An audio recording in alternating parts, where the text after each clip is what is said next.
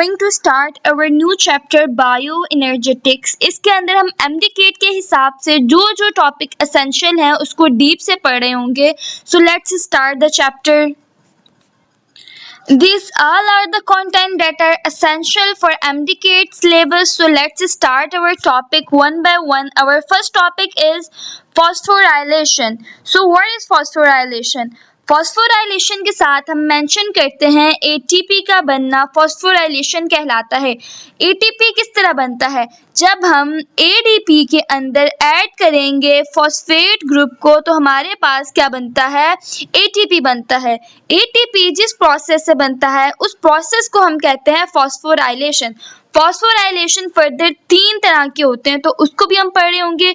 Phosphorylation वो process है जहां पर एटीपी बनते हैं। हम क्या करते हैं? ऐड करते हैं फॉस्फेट ग्रुप को एडीपी के अंदर।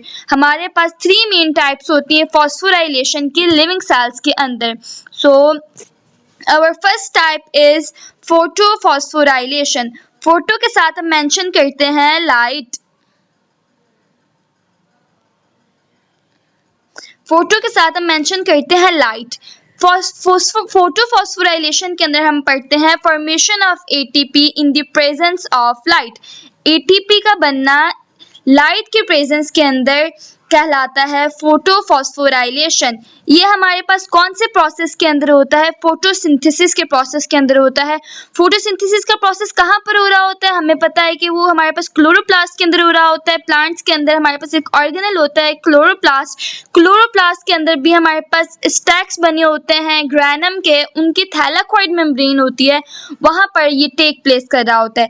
Number 2 substrate level phosphorylation. Substrate level phosphorylation होता है in the presence of enzymes. Enzymes के प्रेजेंस के अंदर हो रहा होता है। और ये कौन से प्रोसेस के अंदर होता है? रेस्पिरेशन के प्रोसेस के अंदर हो रहा होता है। रेस्पिरेशन के अंदर हमारे पास क्या होता है? हमारे पास ग्लूकोज प्रोटीन्स वगैरह के ब्रेक डाउन होता है और वहां पर एटीपी बन रहा होता है। सबसे पहले रेस्पिरेशन का जो स्टेप होता है वो ग्लाइकोलिसिस होता है और माइटोकॉन्ड्रियल मैट्रिक्स होता है। क्रेब्स साइकिल और ग्लाइकोलिसिस दोनों के अंदर जो एटीपी बन रहे होते हैं वो होते हैं सबस्ट्रेट लेवल फॉस्फोराइलेशन। दोनों में जो भी एटीपी बनते हैं वो कौन से होते हैं? सबस्ट्रेट लेवल फॉस्फोराइलेशन हो रहे होते हैं। ये कहाँ पर होते हैं? माइटोकॉन्ड्रियल मैट्रिक्स में, क्रेब्स साइकिल के अंदर और साइटोप्लाज्म में ग्लाइकोलिसिस के अंदर। हमारे पास जो है वो सबस्ट्रेट लेवल फॉस्फोराइलेशन के अंदर इलेक्ट्रॉन ट्रांसपोर्ट चेन इन्वॉल्व नहीं होती। तो substrate level phosphorylation in the presence of enzymes हो रहे होते हैं और ये कहाँ पर होते हैं? ग्लाइकोलिसिस के अंदर, माइटोकॉन्ड्रियल मैट्रिक्स के अंदर। I repeat my point, substrate level phosphorylation जो होगी वहां पर हमारे पास एंजाइम्स के प्रेजेंस के अंदर जो है वो चीजें बन रही होती हैं। क्या बन रहा होता है? एटीपी बन रहा होता है। एडीपी के अंदर हम ऐड कर रहे होते हैं फॉस्फेट को in the presence of enzymes. Our next one is oxidative phosphorylation. Oxidative से पता चल रहा है हमारे पास एटीपी का बनना in the presence of oxygen. जब हमारे पास ATP in the presence of oxygen बन रहा होता है, in the presence of oxygen बन रहा होता है तो वो कहाँ पर हो रहा होता है? इलेक्ट्रॉन ट्रांसपोर्ट चेन के अंदर। और इलेक्ट्रॉन ट्रांसपोर्ट चेन कहाँ होती है?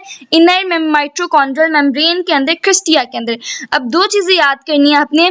जो हमारे पास एंडोप्लाज्मिक रेटिकुलम होता है उसकी फोल्डिंग को हम सिस्टर्निया कहते हैं, लेकिन जो हमारे पास माइटोकॉन्ड्रियल मेम्ब्रेन के अंदर फोल्डिंग्स होती हैं उसको हम क्रिस्टिया कह रहे होते हैं। सो ये पॉइंट्स आप लोगों ने याद रखने हैं। तो 3 तरह की फॉस्फोराइलेशन हुई। एक हमारे पास सबस्ट्रेट लेवल फॉस्फोराइलेशन, फोटोफॉस्फोराइलेशन और ऑक्सीडेटिव फॉस्फोराइलेशन। वो फॉस्फोराइलेशन जो हो रही है फोटोसिंथेसिस के प्रोसेस के अंदर वो हमारे पास कौन सी होती है? फोटोफॉस्फोराइलेशन। और फोटोसिंथेसिस कहाँ हो रही होती है? क्लोरोप्लास्ट के अंदर, थैलाकॉइड मेम्ब्रेन के अंदर। फोटोसिंथेसिस का प्रोसेस हो रहा होता है क्लोरोप्लास्ट के अंदर। क्लोरोप्लास्ट का भी हमारे पास थैलाकॉइड मेम्ब्रेन होती है, वहां पर हो रहा होता है। सबस्ट्रेट लेवल फॉस्फोराइलेशन रेस्पिरेशन के अंदर हो रही होती है। ग्लाइकोलिसिस के अंदर, ग्लाइकोलिसिस कहाँ होती है? साइटोप्लाज्म के अंदर। और हमारे पास क्रेब्स साइकिल कहाँ होती है? माइटोकॉन्ड्रिया के अंदर। ये 2 जगह हो रही होती है। In the presence of enzymes हो रही होती है। ऑक्सीडेटिव फॉस्फोराइलेशन हमारे पास हो रही होती है कहाँ पर हो रही होती है? हमारे पास जब हमारे पास इलेक्ट्रॉन ट्रांसपोर्ट चेन चल रही होती है तब हो रही होती है। In the presence of oxygen हो रही होती है। और ये हमारे पास माइटोकॉन्ड्रिया के अंदर, इनर मेम्ब्रेन क्रिस्टिया के अंदर प्लेस हो रही होती है। एनारोबिक रेस्पिरेशन और एरोबिक रेस्पिरेशन दोनों के अंदर की डिफरेंस। एनाएरोबिक रेस्पिरेशन जो होगी वो in the absence of oxygen होगी। एनाएरोबिक रेस्पिरेशन तब होती है, तब एटीपी बन रहा होता है जब हमारे पास ऑक्सीजन नहीं होता। तो हाँ, सबसे पहले हम एनाएरोबिक रेस्पिरेशन पढ़ रहे होते हैं। यहाँ पर ब्रेक डाउन होती है ग्लूकोज की यहाँ पर ब्रेकडाउन होती है ग्लूकोज की विदाउट ऑक्सीजन, और ये कहाँ पर हो रही होती है? ग्लाइकोलाइसिस साइटोप्लाज्म के अंदर हो रही होती है। यहाँ पर हमारे पास दो पायरुवेट बनते हैं। पायरुवेट जो है हमारे पास जो है वो कार्बन कॉन्टेनिंग ग्लूकोज की 3 कार्बन कॉन्टेनिंग मॉलिक्यूल्स होते हैं, जो हमारे पास जो है वो 2 बन रहे होते हैं। 3 कार्बन कॉन्टेनिंग मॉलिक्यूल बनते हैं जिनको हम पायरुवेट कहते हैं, और ये एक ग्लूकोज C6 वाले 6 कार्बन वाले ग्लूकोज मॉलिक्यूल्स को ब्रेक डाउन करके बनते हैं। 2 पायरुवेट बनते हैं, यहाँ पर हमारे पास 2 ATP बनते हैं, 2 NADH बनते हैं, और यहाँ पर ऑक्सीजन प्रेजेंस नहीं होता। पायरुवेट जो है वो डायरेक्टली इंटर नहीं हो सकता माइटोकॉन्ड्रिया के अंदर, इसकी वजह से वो किसके अंदर चला जाता है? फर्मेंटेशन के अंदर चला जाता है। ये हमारे पास चला जाता है अल्कोहलिक फर्मेंटेशन के अंदर। इसके लिए आपने सिंपल ये याद रखना है कि यहाँ पर हम ग्लूकोज को ब्रेक डाउन करा रहे होते हैं विदाउट ऑक्सीजन। यहाँ पर हम इनका जो प्रोसेस चलता है तो हम 2 ATP पहले यूटिलाइज करते हैं, जिस तरह हम बिजनेस के अंदर पहले इनकम यूटिलाइज करते हैं तो 2 ATP हम यूटिलाइज करते हैं, टोटल 4 ATP बनते हैं। नेट गेन मतलब कि जो हमें बचा वो 2 ATP थे, 2 NADH थे, और कहाँ कब हो रही है? इन दी एब्सेंस ऑफ ऑक्सीजन हो रही है। पायरुवेट जो है वो डायरेक्ट ऐसे आगे नहीं जा सकता, ऑक्सीजन की जरूरत होती है फर्दर इसको जो है वो अपनी क्रैब साइकिल वगैरह कंटिन्यू करने के लिए, लेकिन यहाँ पर ऑक्सीजन रिक्वायर्ड नहीं हो रहा है, ऑक्सीजन नहीं अवेलेबल, तो ये क्या करेगा? ये हमारे पास फर्मेंटेशन कर रहा होगा इंस्टीड ऑफ फर्दर प्रोसेस। तो यहाँ पर जो है वो 2 तरह की फर्मेंटेशन होती है। लैक्टिक एसिड फर्मेंटेशन होगी जो ह्यूमंस और एनिमल्स के अंदर पाई जाती है, और दूसरी होगी alcoholic fermentation. Lactic acid fermentation और अल्कोहलिक फर्मेंटेशन। अगर हमारे पास हम ह्यूमंस हैं या एनिमल्स हैं तो हमारे पास लैक्टिक एसिड होगी, 3 कार्बन वाला पायरुवेट मॉलिक्यूल जो है वो किस में कन्वर्ट हो जाएगा? लैक्टिक एसिड के अंदर कन्वर्ट हो जाएगा। ये लैक्टिक एसिड कहाँ पर पाया जाता है? मसल सेल्स के अंदर पाया जाता है। जब हम बहुत ज़्यादा टायर्ड होते हैं, फटीक होते हैं, तो बहुत ज़्यादा थक जाते हैं, तो हमारे मसल फटीक कर जाते हैं, तो ये हमारे पास जो है वो तब बनता है जब हम जो है वो बहुत ज़्यादा फटीक हो जाता है, हमारा ऑक्सीजन जो है वो कम हो जाता है, तो हमारे मसल्स के अंदर लैक्टिक एसिड बनता है, जिसकी वजह से हम बहुत ज़्यादा थकन महसूस कर रहे होते हैं। अब हमारे पास नेक्स्ट है अल्कोहलिक फर्मेंटेशन। अल्कोहलिक फर्मेंटेशन जो है हमारे पास कहाँ हो रही होती है? यीस्ट और बैक्टीरियाज के अंदर हो रही होती है। पायरुवेट जो है वो कन्वर्ट होता है एसिटाल्डिहाइड के अंदर, और फिर जो है वो 2 मॉलिक्यूल वाले इथेनॉल के अंदर, अल्कोहल के अंदर, और एक जो है वो कार्बन डाइऑक्साइड रिलीज हो जाता है। 2 कार्बन वाला हमारे पास क्या होता है? अल्कोहल होता है, जिसको हम एथेनॉल कहते हैं, उसमें कन्वर्ट हो जाता है, तो इसको बोलते हैं हम अल्कोहलिक फर्मेंटेशन। होप यू कि आपको ये समझ आया होगा। पढ़ने लगे हैं एरोबिक रेस्पिरेशन। एरोबिक रेस्पिरेशन तब हमारे पास होगी जब हमारे पास ऑक्सीजन प्रेजेंस होगा। अगर ऑक्सीजन नहीं है तो एनारोबिक, अगर ऑक्सीजन अवेलेबल है तो एरोबिक रेस्पिरेशन। सबसे पहले दोनों के अंदर सेम प्रोसेस होता है जिसको हम कहते हैं यूनिवर्सल पाथवे, जो हमारे पास ग्लाइकोलाइसिस है दोनों के अंदर होगा। दोनों में ग्लाइकोलाइसिस होगी, हमारे पास एक ग्लूकोज मॉलिक्यूल्स 6 कार्बन वाला ग्लूकोज मॉलिक्यूल्स कन्वर्ट होगा 2-3 कार्बन वाले पायरुवेट मॉलिक्यूल के अंदर। पहला प्रोसेस दोनों का सेम रहता है। उसके बाद हमारे पास जो है वो अगर ऑक्सीजन अवेलेबल है तो हमारे पास एरोबिक रेस्पिरेशन होगी, अगर ऑक्सीजन अवेलेबल नहीं है तो एनारोबिक रेस्पिरेशन होगी। यहाँ पर हमारे पास टोटल 38 ATP बनते हैं, और हमारे पास जो नेट ATP होता है यूकैरियोटिक के अंदर वो 36 ATP होता है। बट अगर हम प्रोकैरियोटिक की बात करें तो वहाँ पर जो नेट गेन टोटल हमें 38 बनते हैं, लेकिन हमारे पास जो है वो टोटल बनते कितने हैं? वो 40 होते हैं, लेकिन जो हमें बचत होती है वो होती है 38 ATP की। ये बात भी याद रखनी है। इसके साथ ATP के साथ साथ हमें एंड प्रोडक्ट कार्बन डाइऑक्साइड मिल रहा होता है, हमारे पास H2O एनर्जी मिल रही होती है। अब इसके बाद जो है 3 कार्बन वाला जो हमारे पास बना था पायरुवेट, वो डायरेक्ट जो है वो इंटर नहीं हो सकते। किसके अंदर इंटर नहीं हो सकते? नेक्स्ट माइटोकॉन्ड्रियल मैट्रिक्स के अंदर इंटर नहीं हो सकते, क्रैब साइकिल के अंदर नहीं जा सकते, फर्दर प्रोसीड नहीं कर पाते। तो ये अपने आप को जो है वो एक सिंपलेक्स फॉर्म में करता है, एक मीडियम ट्रांजिशनल स्टेप होता है, उसके बाद जो है वो इंटर होता है। तो उस स्टेप को हम कहते हैं लिंक रिएक्शन, ट्रांजिशनल स्टेप या ऑक्सीडेशन ऑफ पायरुवेट। इसके बाद हमारा नेक्स्ट स्टेप होता है oxidation of pyruvate. I repeat my point, हमने ग्लाइकोलिसिस की थी, ग्लाइकोलिसिस साइटोप्लाज्म के अंदर हो रही थी, इसके अंदर सबस्ट्रेट लेवल फॉस्फोराइलेशन, एटीपी जो बने थे वो सबस्ट्रेट लेवल फॉस्फोराइलेशन वाले बने थे। हमारे पास एक कार्बन से एक ग्लूकोज के 6 कार्बन वाले कंपाउंड से 2 पायरुवेट बने 3 कार्बन वाले। अब ये पायरुवेट जो है वो डायरेक्टली इंटर नहीं हो सकता हमारे पास, तो हम इसको क्या करते हैं, ब्रेक डाउन करते हैं। पायरुवेट का 3 कार्बन वाला मॉलिक्यूल एक मॉलिक्यूल कार्बन का कार्बन डाइऑक्साइड बन के वेस्ट में रिमूव हो जाता है और दूसरा मॉलिक्यूल 2 कार्बन वाला एसिटाइल मॉलिक्यूल बन जाता है। तो अब इसको हम पढ़ते हैं। ग्लाइकोलिसिस के बाद पायरुवेट के हमारे पास जो 2 पायरुवेट के मॉलिक्यूल्स बने थे, ये गैप साइकिल के अंदर डायरेक्टली इंटर नहीं हो सकते, जिसकी वजह से हम इसको ऑक्सीडाइज करते हैं। एक CO2 मॉलिक्यूल रिमूव हो जाता है और रिमेनिंग 2 कार्बन वाले एसिटाइल ग्रुप के अंदर कन्वर्ट हो जाते हैं जब ये कंबाइन करते हैं CoA एंजाइम के साथ। अब हमारे पास जो एसिटाइल ग्रुप बना ये इंटर होगा क्रैब साइकिल के अंदर, जो एसिटाइल ग्रुप बना ये इंटर होगा क्रैब साइकिल के अंदर। अब हम इसको आगे प्रोसीड करते हैं। हमारे पास जो प्रोडक्ट पर ग्लूकोज हमें क्या मिल रहा है, 2 पायरुवेट मिले थे। 2 पायरुवेट से हमें 2 कार्बन वाला एसिटाइल कोएंजाइम मिला, उसके साथ जो है हमारे पास कार्बन डाइऑक्साइड निकल गया, हमारे पास क्या है 2 NADI। इस स्टेज के अंदर हमारे पास कोई ATP नहीं बनता, हमारे पास क्या होता है, पायरुवेट मॉलिक्यूल जो है वो कंबाइन होता है किसके साथ, कोएंजाइम के साथ। एक कार्बन डाइऑक्साइड का मॉलिक्यूल निकल जाता है, 2 कार्बन वाले एसिटाइल मॉलिक्यूल बनते हैं और कार्बन डाइऑक्साइड निकल जाते हैं और सिर्फ हमें 2 NADPH मिलते हैं। So we will proceed our next session is Krebs cycle. अब हमारे पास जो एसिटाइल को बना था अब हमारे पास जो नेक्स्ट कंपाउंड बना था ट्रांजिशनल स्टेट के अंदर एसिटाइल CoA, वो कहाँ जाएगा, वो माइटोकॉन्ड्रियल मेम्ब्रेन के अंदर आ जाएगा।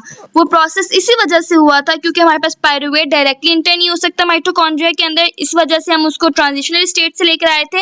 अब ये माइटोकॉन्ड्रियल स्टेट के अंदर इंटर हो जाएगा। इसको हैंस क्रैब ने जो है वो ड्राइव किया था, उसने एक्सप्लेन किया था, तो उसके साथ हम मेंशन करते हैं क्रैब साइकिल। इसका एक और नाम होता है सिट्रिक साइकिल, ये मैं आपको बताऊंगी क्यों होता है। ट्राइकार्बोक्सिलिक साइकिल होता है और ये हैंस क्रैब ने दिया था 1950 के अंदर भी किसी बुक में मेंशन किया जाता है, किसी बुक के अंदर 1930 मेंशन किया जाता है। तो आपने अपनी बुक के साथ प्रोसीड करना है।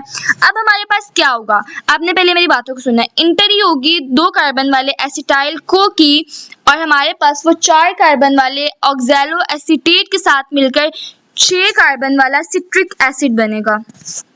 हमारे पास क्या होगा, हमारे पास एसिटाइल को जो 2 कार्बन वाला बना था ट्रांजिशनल स्टेट यानी लिंक रिएक्शन के अंदर, वो 4 कार्बन वाले ऑक्सैलो एसीटेट के साथ मिलेगा और सिट्रिक एसिड बनेगा 6 कार्बन वाला। सिट्रिक एसिड जो है वो आगे ऑक्सीडाइज होगा और वहां से हमारे पास क्या होगा, तो वो 6 कार्बन वाला कन्वर्ट हो जाएगा आइसोसिट्रेट के अंदर और अल्फा कीटोग्लिसरेट के अंदर। फिर उसके बाद वो कन्वर्ट होकर सक्सिनाइल CoA के अंदर, वहां पर एक कार्बन डाइऑक्साइड निकलेगा। फिर हमारे पास जो है वो सक्सिनाइल CoA से लेकर सक्सिनेट तक, जब हमारे पास सक्सिनाइल को से सक्सिनेट तक जाएंगे तो GTP कन्वर्ट हो जाएगा GTP के अंदर।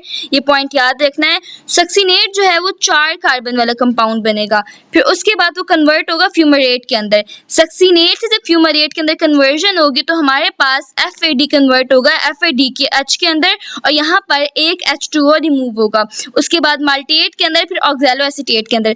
ऑक्सैलो एसीटेट जो है वो इसके बाद फिर वापस ये ऐड करेगा अपने अंदर 2 कार्बन वाले एसिटाइल CoA के अंदर और इसी तरह बार बार ये साइकिल जो है वो चलती जाएगी।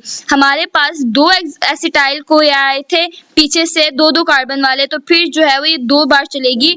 तो हमारे पास यहाँ पर क्या होता है, 3 NADH बनते हैं एक एसिटाइल को से, तो मतलब कि 2 आए थे तो 6 बने।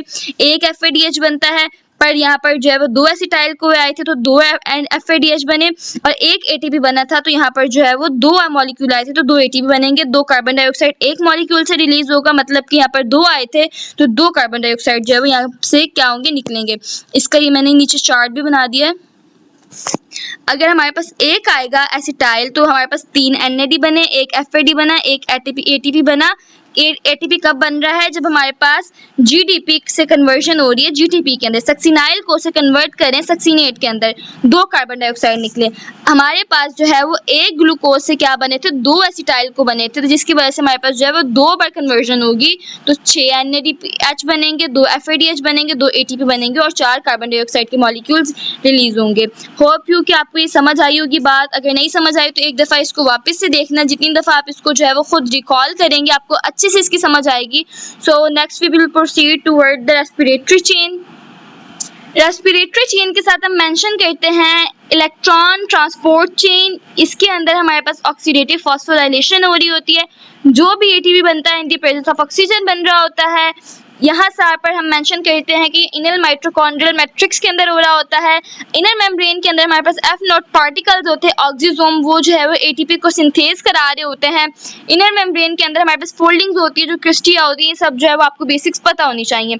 उसके बाद इसके कंपाउंड क्या है? सबसे पहले हमारे पास कॉम्प्लेक्स ए आएगा। कॉम्प्लेक्स ए के अंदर हमारे पास जो है वो NADH डिहाइड्रोजिनेज जो है वो एक्सेप्ट करेगा इलेक्ट्रॉन को फ्रॉम NADH।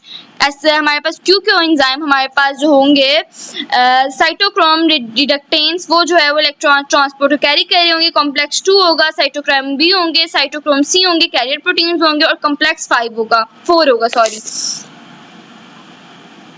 ये किस तरह वर्क कर रही होगी? हमारे पास जो है वो NADH डोनेट करेगा इलेक्ट्रॉन कॉम्प्लेक्स A को, और FADH डोनेट करेगा इलेक्ट्रॉन कॉम्प्लेक्स T को। फिर इसकी वजह से हमारे पास कॉम्प्लेक्स 1, कॉम्प्लेक्स 2 और कॉम्प्लेक्स 3 से हाइड्रोजन आयन पंप होंगे और इनर मेम्ब्रेन मैट्रिक्स स्पेस के अंदर जाएंगे। इसकी वजह से प्रोटीन ग्रेडियंट बनेगा अक्रॉस द माइटोकॉन्ड्रियल मेम्ब्रेन, और प्रोटीन जो है, जो प्रोटॉन्स बने थे वो वापस आ जाएंगे मैट्रिक्स के अंदर और ATP सिंथेज के पास। और फिर क्या होगी? हमारे पास ATP सिंथेसिस होगी, केमियो ऑस्मोसिस होगा। ऑक्सीजन जो है वो फाइनल इलेक्ट्रॉन एक्सेप्टर होगा, ऑक्सीजन के साथ वो मिलेंगे और हमारे पास क्या बन रहा होगा? वाटर बन रहा होगा। इस तरह करके हमारे पास जो है वो चीज़ें बन रही होती हैं। क्लासिकल ATP जो है वो पर MD की वो आपने याद रखना है कि एक NADH से हमारे पास क्या बन रहा होता है? 3 ATP बन रहे होते हैं, और एक FADH से बन रहे होते हैं 2 ATP। ये बात आपने याद रखनी है। तो ये हमारे पास था सारा। रेस्पिरेशन के अंदर हमने रेस्पिरेटरी चेन पढ़ी, क्रेब्स साइकिल पढ़ ली, हमने ग्लाइकोलाइसिस पढ़ लिया, हमने क्या पढ़ लिया? फोटोफॉस्फोराइलेशन पढ़ लिया। तो होप यू कि आपको ये बातें समझ आई होंगी। So that's for today.